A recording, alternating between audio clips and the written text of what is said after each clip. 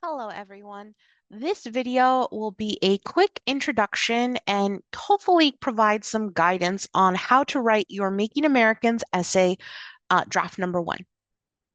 So the way that we'll structure this video is we will have the first part, which talks about just some general things to notice about the assignment as well as the type of essay. Then we'll go into how to structure and organize each of the different prompts, because I know that's probably one of the most challenging parts for a lot of students is how do you structure your essay. But first, let's go into what type of essay we're writing here.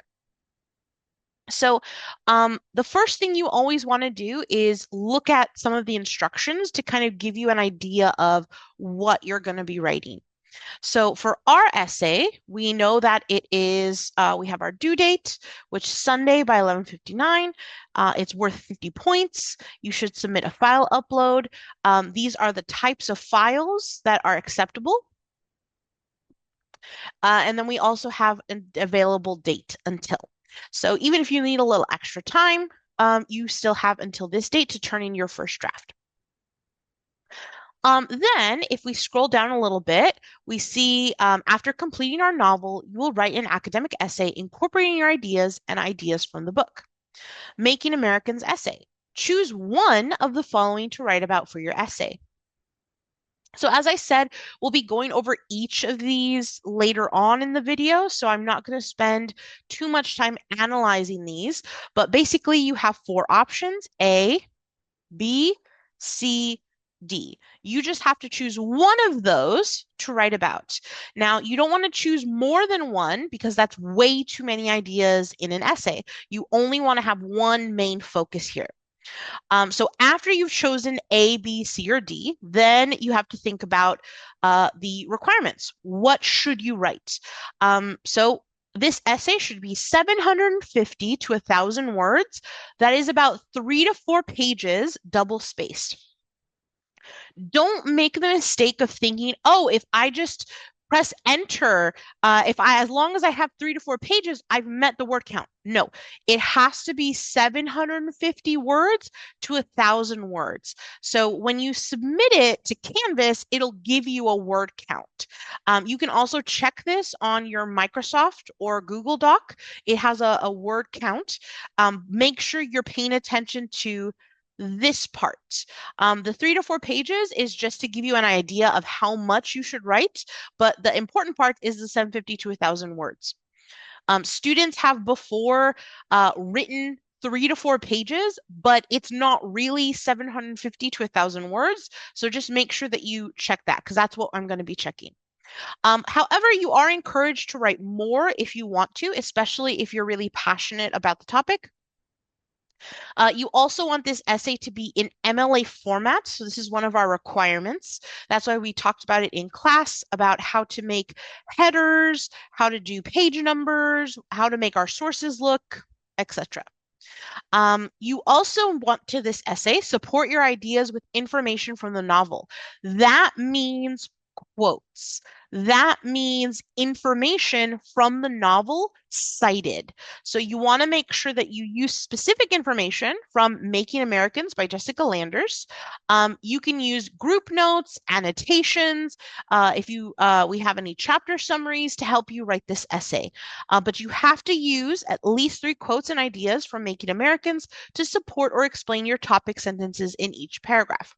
So it's important to note here the quotes need to support the topic sentence. So don't forget what we've learned already about pie paragraphs. You still need to have an overall point to your paragraphs in order to use a quote.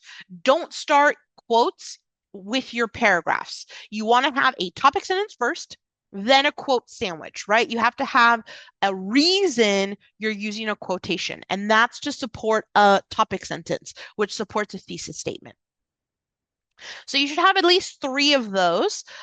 This generally kind of hints that you should have at least 3 main paragraphs. However, it is completely possible to have less than that, as we'll see when we talk about how to organize our essay. You also want to make sure your ideas are clearly organized and you use transition signals. So these are our signal words, things like, for example, first, then, in conclusion, all sorts of different types of cohesive devices to make our ideas flow better. You also want to include an introduction, body paragraphs, using pie or peel, which is a similar structure, and a conclusion. You should also revise for grammar, spelling, and punctuation. This part is very simple because you can actually take it to the Past Center and specifically our Past Center tutor, and they will look at your grammar, your spelling, your punctuation, and give you some recommendations or share some tools with you that you can use to fix these things. So you don't have to depend on just yourself. You can get outside help. You can come to my office hours, you can come talk to me, or you can go to the tutorial center and talk about it with our past tutor. Next, how should I write this? How should I turn this in? So it's really important that you turn your essay in the correct file format. So it has to be either a Word document or a PDF. The reason is because Turnitin can only read Word documents or PDFs. If you try to upload a picture, Turnitin is not going to work. And Turnitin is a requirement for this essay. You have to receive a score of less than 25%. You may submit your essay several times to this assignment to check your score. I will only look at the score of your final submission because if you turn it in multiple times, I don't want to see the submissions that have over 25%. So I'll only look at the last one. Scores on the final submission above 25% will be given a 0. I have to put a little addendum to this because I always check everything a second time. And what that means is if Turnitin gives you a score of, let's say, 30%, I go back and I look at what Turnitin is looking at. Sometimes Turnitin will highlight a citation or they'll highlight something that you correctly cited that in text. And it makes mistakes sometimes, which is why it's important for me to go back and look at it. You can also ask me if you have any questions about that, but just a little addendum. Sometimes if it's a little bit higher, I always will check. So for example, if it highlights your name, then that probably is not going to be counted. I won't count that. So don't worry too much about this. Honestly, the red flags for me are if it's a 60%, 70%. If it's around 25%, that's completely fine, but those other percentages are way too high. And the way to fix that is to use more paraphrases to make sure you correctly cite your sources, all things to avoid plagiarism. So Turnitin is not trying to catch you cheating. It's there to help you be better at incorporating evidence, which is why it'll tell you what is too similar to other people's writing or to other books or articles. Some other advice for your essay is learning about what Turnitin is. A lot of students hear Turnitin and they think, oh no, what is this program? I have no idea how to use it. It's actually very useful, especially for checking grammar and checking your quotations to make sure everything's cited correctly. So this is a quick explanation of what Turnitin is. This is how to use Turnitin to check your grammar. Those are a few tools that are really useful for Turnitin, which is why a lot of institutions, universities, community colleges use Turnitin. You also want to make sure you check your spelling, punctuation, capitals, and grammar. Again, you can use spell check on Microsoft Word or Google Docs. Change the language to English if you want to do this. If you have it in Spanish or Ukrainian or Arabic, it won't pick up on English grammar mistakes. So make sure to change the language in order to use spell check. You can also go to tutoring to get some specific help on your papers. They're happy to check for these different things, but make sure you tell them what you want them to look at, especially if you go to see a tutor and they are not our tutor.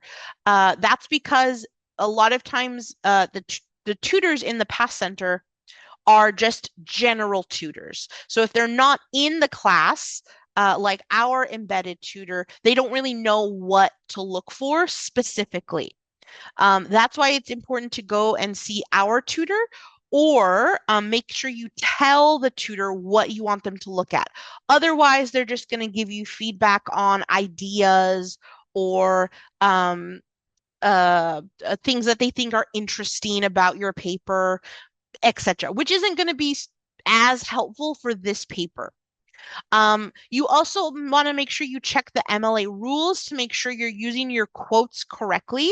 This can also be very useful for helping you bring down this percentage. And again, while it isn't required for this draft, you should or you're welcome to take it to the Pass Center for help. So our tutorial center. I also want to talk quickly about the rubric. So for the first draft, I generally look for just a couple of main things. The first thing is your thesis or argument, a clear introduction, a good use of quotes, organization and structure, the development of your argument, and your conclusion, as well as MLA format, grammar, spelling, and punctuation, and whether or not it is the correct length.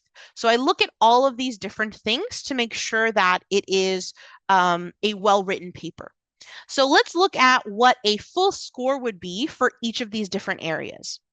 So for a thesis argument, to get a 5 out of 5, your main idea is clear in your thesis, it's strong, and answers the question you chose fully.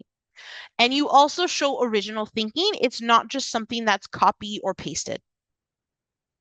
That's how you get a 5 out of 5. You also want to look at your introduction. So the introduction should be engaging, has a clear, concise hook that draws the reader in.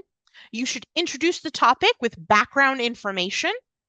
And you want to make sure that your thesis is clear. So it has the 3 things that we talked about for introductions: hook, background information, and thesis statement.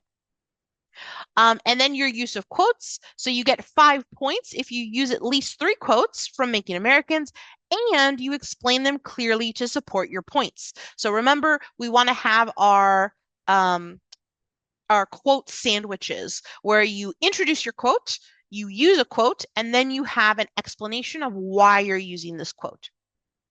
Then an important part is organization and structure. So your essay should be well organized with clear sections, and each paragraph should focus on one main idea. Your arguments should be developed. What that means is each body paragraph should follow pie structure: point, information, explanation. The topic sentence should clearly introduce the main point of the paragraph. Then you want to include information or detailed quotes, examples, facts, statistics to support your topic sentence, showing that you understand what the topic is. Then providing an explanation at the end that analyzes and connects the information to your thesis and offers a clear understanding and information about your argument. Then your conclusion, same thing. It's going to have exactly as we discussed, right? Where you have a clear conclusion that summarizes the main ideas and offers a recap and a final thought that's thought-provoking. So you don't want to introduce any new information here. You just want to have your restatement of thesis, your summary of your main points, and then your final thought. That's how you get a 5 out of 5 on the conclusion. Then make sure your essay is in MLA format. What that means is proper in-text citations, having a works cited page, having 2.0 spacing, 12-point font in Times New Roman, etc. So all of that is MLA format. Then making sure that there are very few or no grammar mistakes or spelling or punctuation. Your writing should be relatively free of errors and clear to read, or should show some editing of, or should show evidence of editing for grammar. Um, so basic spelling mistakes, wrong words, it should be pretty clear of that. And then for the length, you want 750 to 1,000 words. That's roughly 3 to 4 pages. Again, the important part is the 750 to 1,000 words. So now that we've kind of gone over the requirements of the essay, I want to just talk a little bit more about the type of essay this is. So it is a literary analysis essay. So what that means is literary, which is relating to a book, article, or text.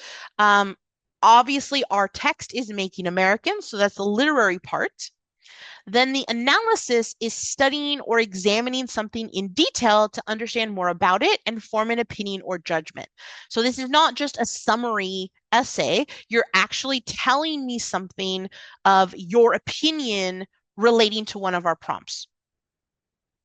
So what that means is that you have to demonstrate an understanding of the text by making an argument or an opinion about what the author is trying to say by incorporating evidence from the text and your own experience.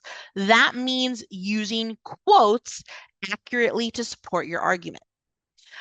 Evidence from the text means well-chosen quotations, paraphrases, and citations. So you have to use text from the book. I have had students turn in wonderful essays, but because it is not a literary analysis, I can't give you points for it. It has to be an analysis of our book. Some other characteristics of a literary analysis is that, again, the purpose is to analyze or make an argument about a text. So those are some of our keywords there. It is not a summary. It describes key pieces of evidence from the text that support your analysis or argument. So whatever your thesis is, using quotes to support that. It has to have a logical structure and make your paragraphs flow smoothly from the previous to the next. You do this by using transitions and other cohesive devices. And the 6 steps to writing a literary analysis essay are first to brainstorm, which you already did a few weeks ago. Then to research your topic, develop your thesis statements, write your introduction, write the body of your essay, and then write your conclusion. So very similar to other essays, you want to follow these steps. So let's start with step 2, since we've already done step 1, which is researching our topic. So this is it's kind of difficult sometimes for students to think about what I mean by researching your topic when you're talking about a literary analysis. So the question you're asking yourself is, what is some information you need to know to write about the topic? So if we examine our prompts using the method we developed before, right, we want to look at things like the keywords or phrases. So a few weeks ago, we talked about dissecting writing prompts. You have to use that same skill for any type of essay. So what are the important verbs in your prompt? What are the main nouns and concepts? What are some limiting words? Using those keywords, what information will you have to know to begin your writing? So what information from the text should you have? How should you format your essay? How long should it be? What type of essay are you writing? How do you write that type of essay? How can you structure this essay? So we have already discussed number 3 and number 4 a little bit. So in the next part of the video, you're only going to want to watch the part that relates to your prompt, because I'm going to go through each of the prompts and analyze the keywords and phrases, as well as giving you a suggested structure for your essay. So you can skip to that part of the video now.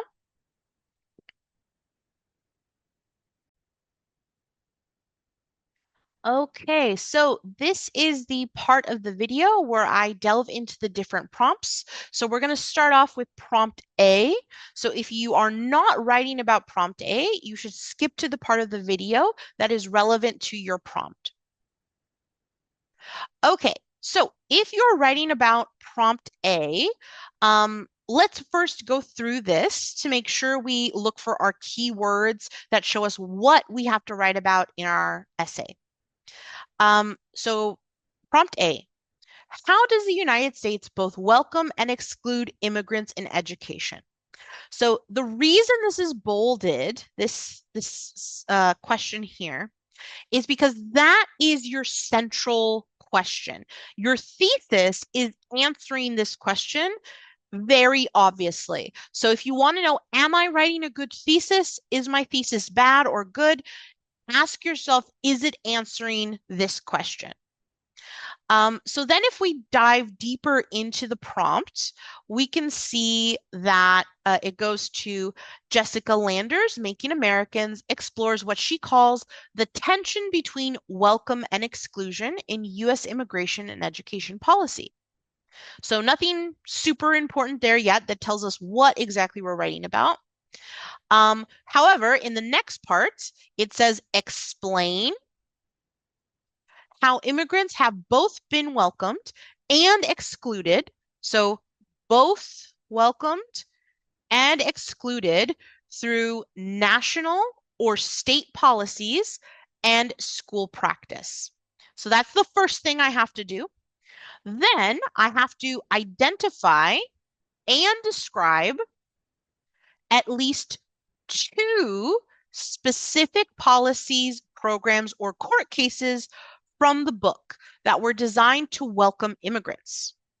Then contrast, so talk about how it's different with at least two policies or decisions that work to exclude immigrants.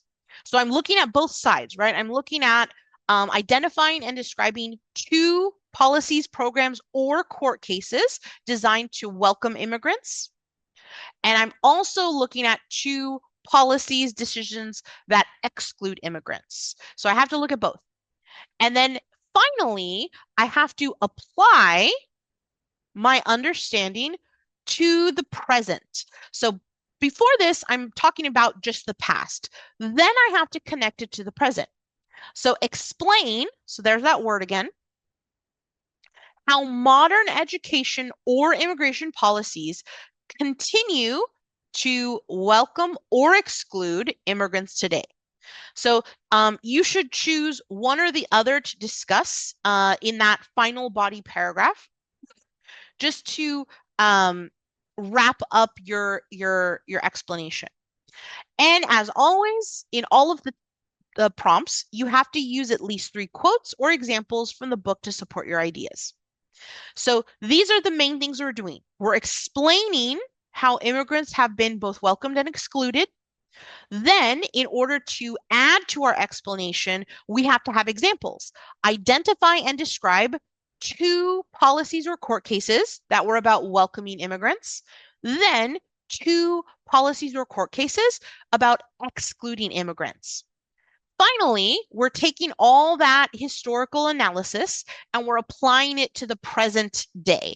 So either immigration policies that are continuing to welcome or exclude and describing that. So then how do you structure this in an essay?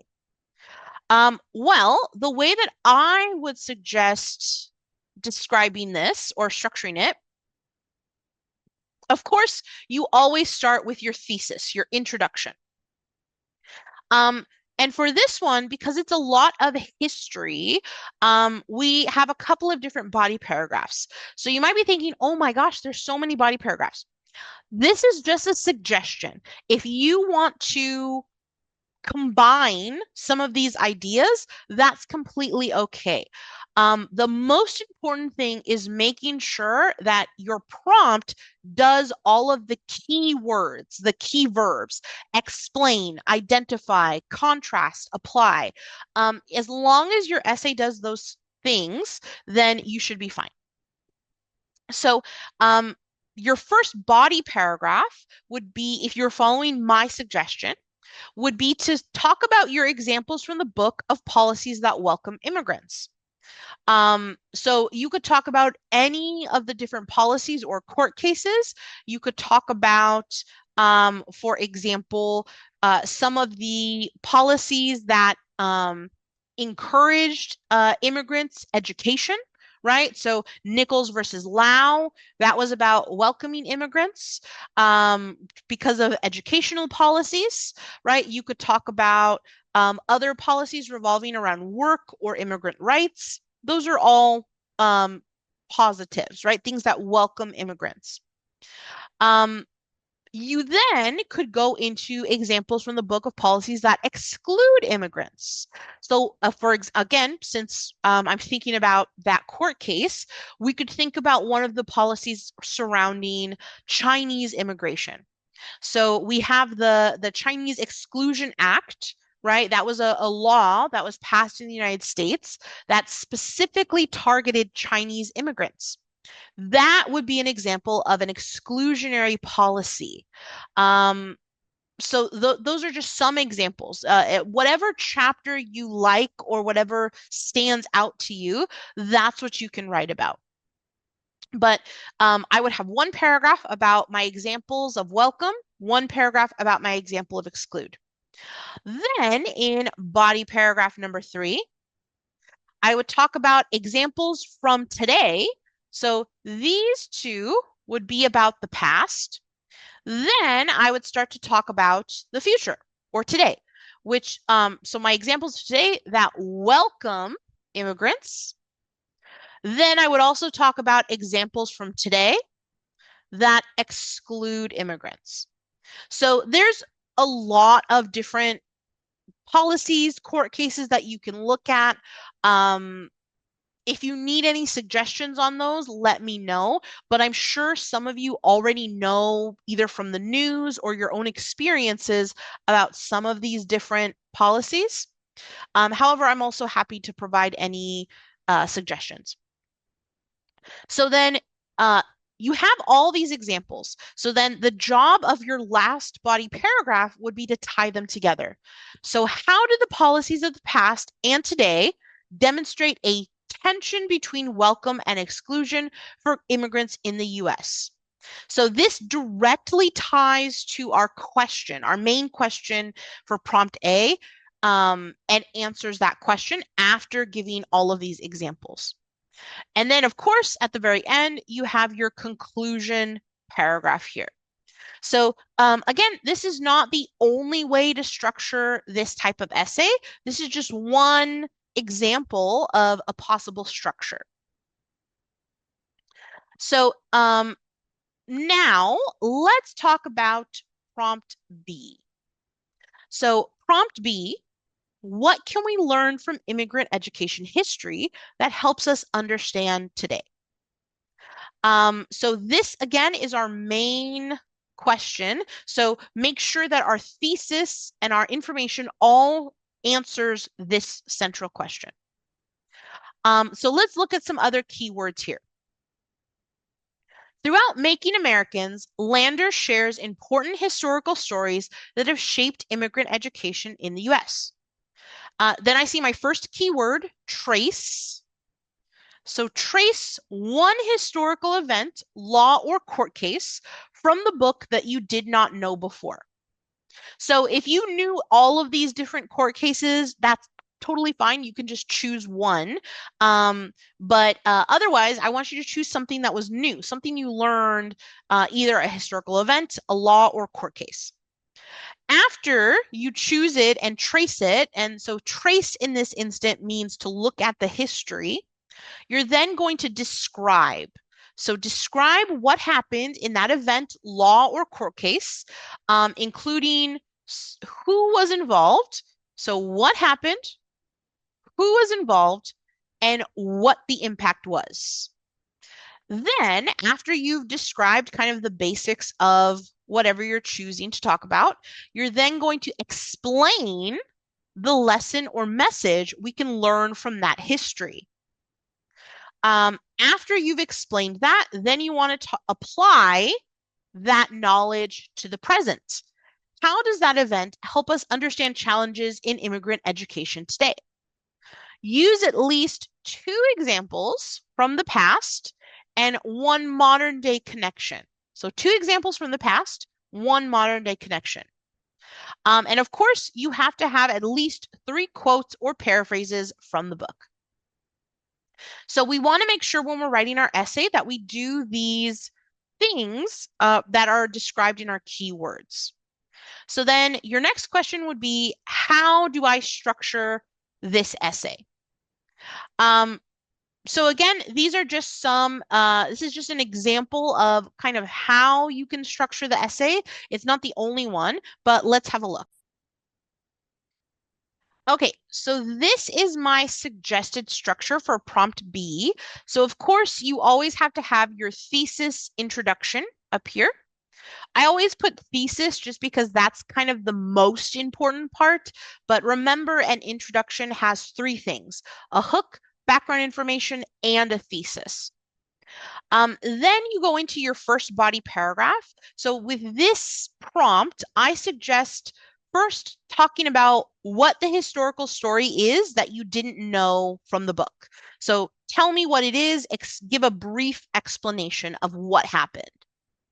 Then in your second body paragraph, that's where you analyze. So first you're describing, then you're analyzing. What are the lessons you can draw from the historical story you chose in the first paragraph? So what were the lessons that we can apply to immigrant education today? Then after you have your description, your analysis, then you apply. So how can we apply these lessons to the present? So what lessons from history can we apply here, right? You can kind of think of it as that saying of history is doomed to repeat itself if we don't learn from it, right? So this is where you can kind of talk about that. Then finally, you have your conclusion. Remember, a conclusion paragraph has to have your restatement of thesis, a summary of your main points. So what did you say in body 1, body 2, body 3? Then a final prediction or final thought. And that would be a suggested way of organizing prompt B for your essay.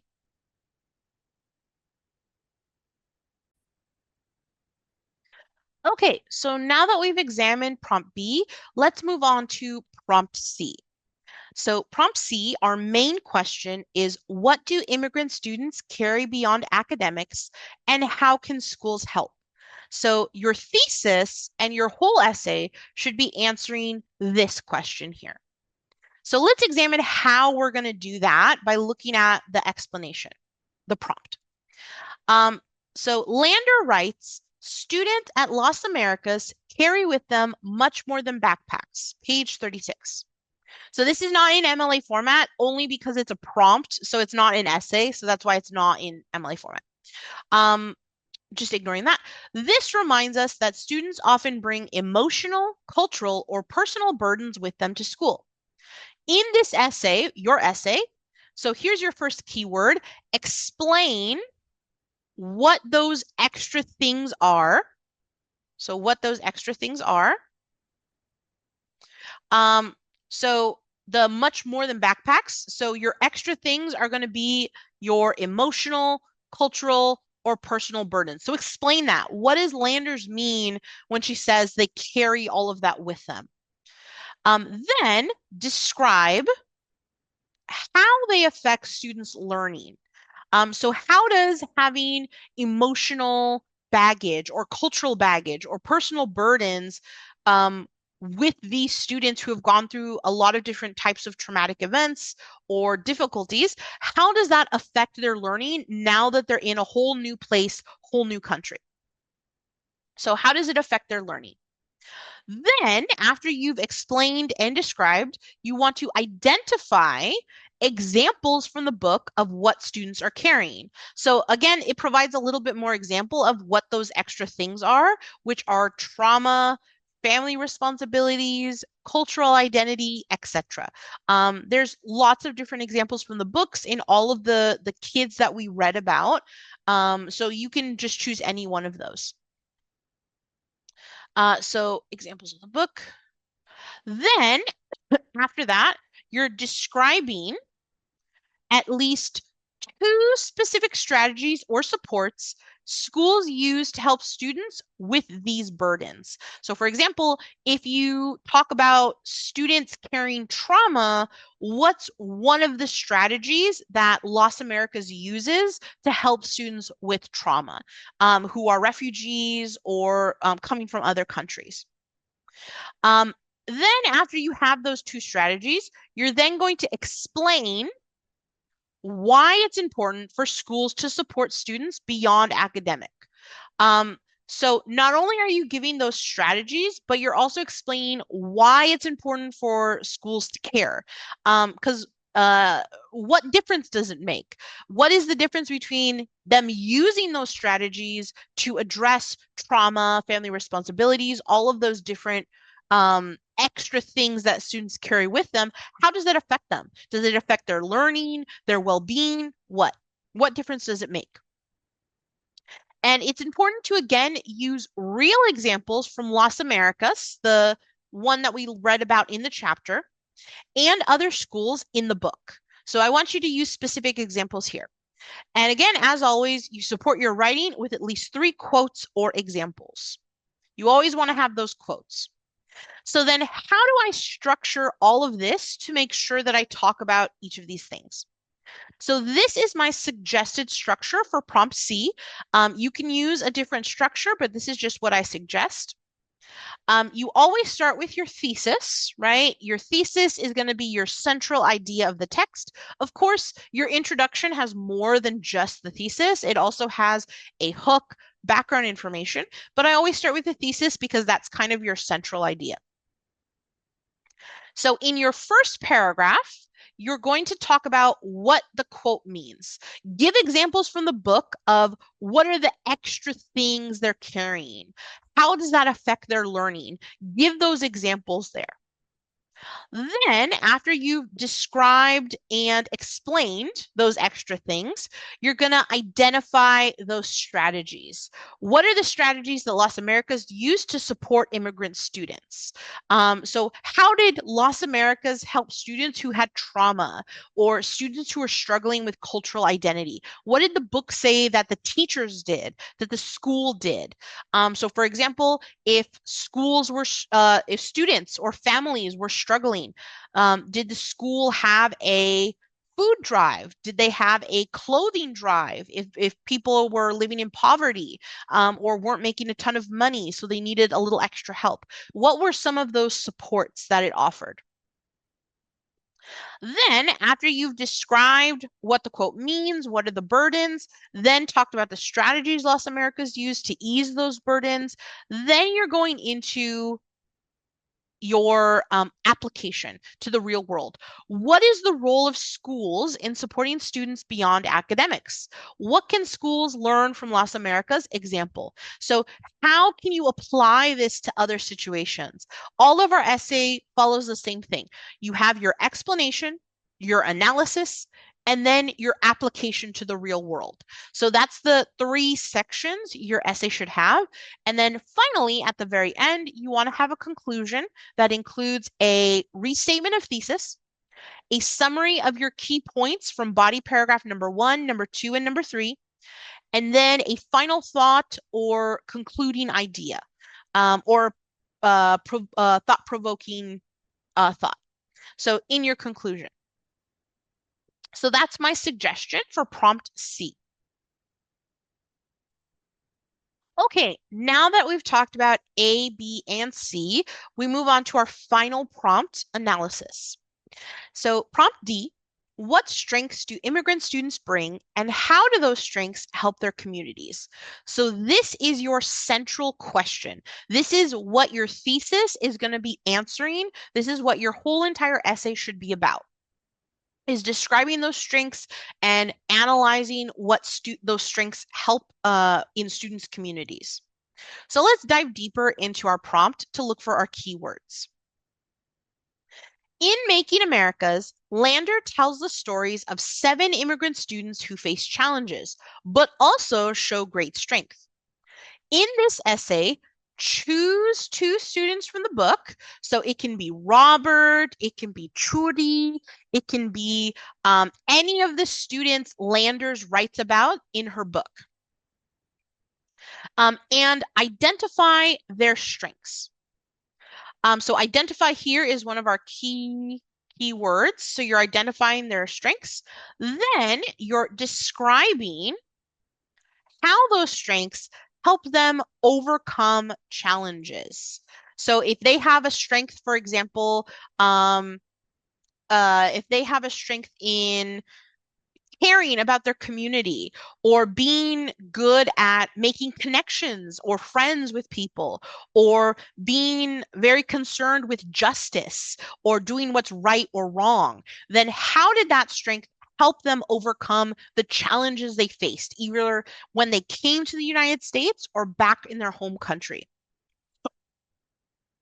You can also talk about how it helped them succeed in school, right? You can describe how those strengths of those students help them in the USA or back home. After you've described those strengths and how they help them, you're going to explain how their strengths also helped their families, classmates, or communities. So that's one of the main themes in Making Americans. In each of the chapters, Landers talks about one of her students at the end. But all of those students not only use their strengths to help them, but also to help other people in their community. It can be their classmates. For some students, it's their communities, right? They go and talk to mayors or governors about things that need to be improved or programs they should implement. So how did they help people beyond themselves? And what were examples from the book? Then after, you're going to compare or contrast the 2 students. So you can talk about how they're similar or how they're different. And specifically, I want you to talk about what do their stories teach us about what immigrant students contribute, not just what they need. So this is a good prompt because it focuses not only on what are some challenges for immigrant students, but also how immigrant students make their communities better. And of course, you want to support your essay with examples, details, and at least 3 quotes or paraphrases from the book. So it's the same no matter which prompt you choose, you have to use quotations. Just this one focuses more on profiles of 2 students. So then you might be wondering, how do you structure your essay with this prompt? Well, this is my suggested format, so let's talk about it. So of course, you always want to start with the thesis. So the thesis is just one piece of your introduction, but it's kind of the most important part of your essay, right? Your introduction should have a hook, background information, and then your thesis. I only put thesis here because that's kind of the controlling idea of your essay. But you're going to have more than this in your introduction. It's not just one sentence. The thesis is one sentence, but your introduction is not one sentence. So then you get into your first body paragraph, which who is the first student you chose to write about? What are their strengths and how did this help them succeed?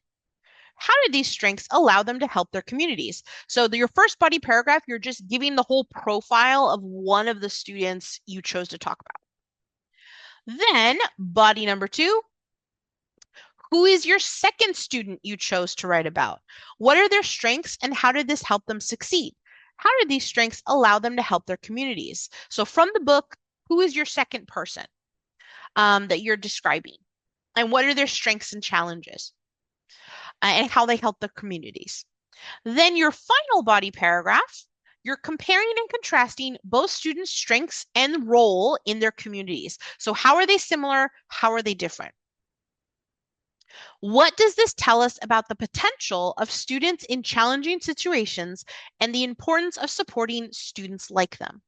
So you're applying the lessons from those two students in the book to other immigrant origin students. Then, of course, at the very end, you have your concluding paragraph. So your concluding paragraph is going to have your restatement of thesis, your summary of your main points, and your final thought or thought-provoking idea, right? How are you ending your essay? So this is a basic structure of what you can write about in prompt D.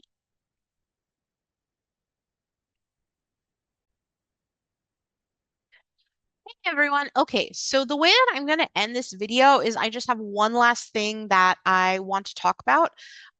So we talked about the basics for this essay. We described each of the different prompts, but one thing I know that a lot of students are going to have questions about is using Turnitin. Students always ask me about Turnitin, how they use Turnitin. So I just want to give a brief tutorial on how you can use this to help you check for plagiarism. So it's going to look different for each person. So sometimes Turnitin will be on the right, sometimes it'll be on the bottom, but it'll always be under your submission.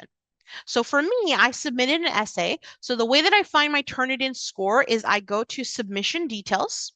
So of course I have to put the Turnitin, right? So I do my attempt, I turn in my essay, and then when it's turned in, it gives me this little submitted message. So then I just need to click on submission details. And then I can see nobody's graded this yet, so I don't have my rubric scores, but I can see my Turnitin score. This is a really bad Turnitin score, but now I don't know how to fix it. I know that it's 99%, but I need to get it down to 25%. But I don't know what exactly is being considered plagiarism. So I can actually click on this and give it a minute. Sometimes it'll ask you to agree to use this program, and that's normal. You just push I agree. So the way that you use this is Turnitin is really good about highlighting exactly what it thinks you plagiarized. So what you can do is you can click on whatever it's on, and it'll highlight exactly what has been copied. So I can see here, right, where it says where it got it, Calling County Community College, 2 student papers. So it tells me that I have 1 text block, 16 match words. So that's a pretty exact match. So that means that it seems like I copied this whole entire section here. So that means that that's something I need to fix, right? So I have this here where it tells me all of the different places that also use that same information. It'll also tell me the missing quotations. So if I forget to put quotation marks, it'll tell me. It'll also tell me missing citations and cited and quoted information. So basically, the way that I can read this is 99% of my paper came from 2 sources. The russonreading.blogspot.com is 98% of it, and then 1% of it is student paper from Collin County Community College. And again, it does a good job of highlighting exactly what you need to change. And then your job then is to either paraphrase it and put it into your own words while also still citing the information, or replacing it with your own idea. Because that can also happen too. If you use too many quotes, then Turnitin will flag it as too many author ideas and not enough of your own words. So that's why I say it's not enough to just throw in quotes anywhere. You have to use them very intentionally. Those are not the main ideas. The main ideas are your thoughts, your observations, and analysis for your essay. So that is one way to use Turnitin to help with plagiarism. You can also look at the sources here too. If you click on sources, it'll just have everything down here.